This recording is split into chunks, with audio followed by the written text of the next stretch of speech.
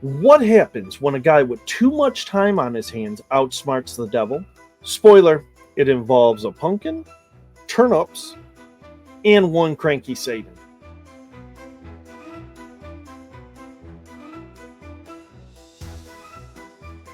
Meet Jack, the ultimate trickster, who turned Halloween into a holiday of carving vegetables.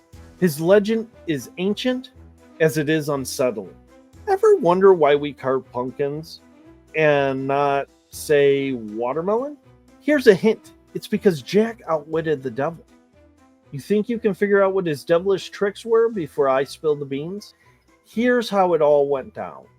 Long ago, in a quaint Irish village, lived a notorious drunk named Jack. Villagers weren't exactly lining up to become friends with him, but Jack had a knack of getting under everybody's skin, including the devil. One evening, Satan, having heard tales of Jack's devious escapades, decided this fellow's soul is ripe for the taking. Jack was never one to pass up a chance to outwit someone.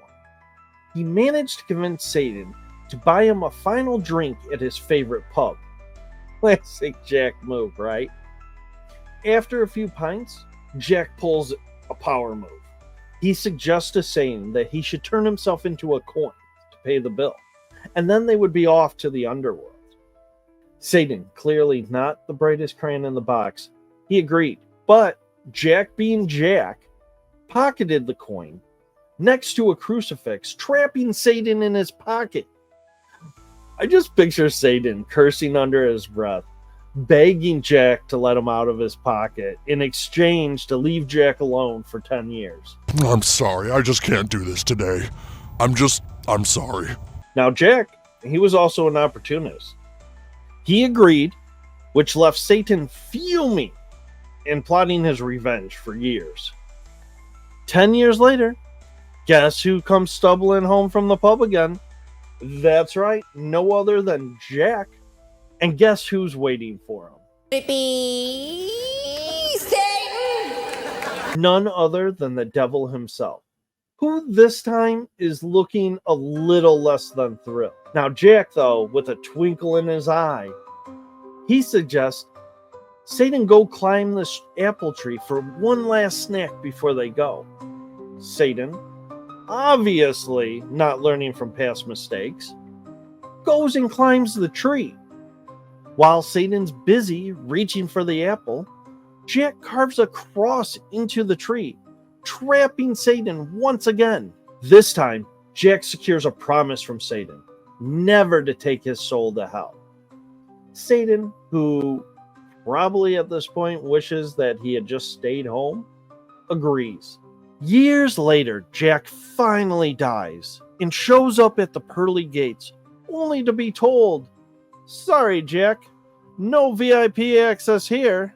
Seems that Jack's trickster habits didn't earn him a spot in heaven.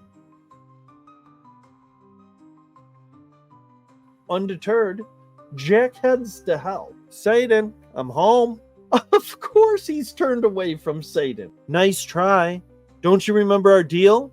No entry here either." Now here's where it gets really fun. When nowhere else to go, Jack is left wandering the earth. But not with a fancy smartphone or a sleek car. Nope. He's stuck with a carved turnip. And not just any turnip. One with the hellfire amber blazing inside. Imagine Jack eternally carrying a glowing vegetable as a lantern. It's like the universe's way of saying, "Congrats on outsmarting the devil, Jack. Here's your new nightly, and I hope you like a side of irony." And that's how jack-o'-lanterns ended up being the most iconic Halloween tradition. So the next time you see a jack-o'-lantern on Halloween, just know that it might be the fiery glow of Jack's eternal vegetable lantern, lighting up his never-ending stroll through the dark.